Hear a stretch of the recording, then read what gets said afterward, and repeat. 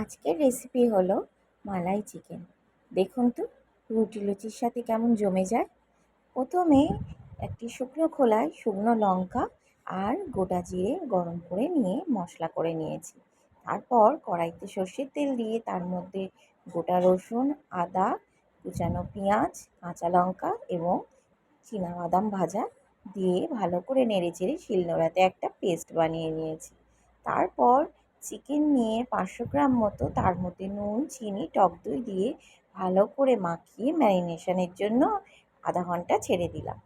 এরপর কড়াইতে সাদা তেল এবং তার মধ্যে কিছুটা পরিমাণ ঘি দিয়ে গোটা শুকনো লঙ্কা, এলাচ, দারচিনি, লবঙ্গ আর গোটা জিরে দিয়ে মাংসটাকে দিয়ে ভালো করে নুন দিয়ে ভেজে নিচ্ছি।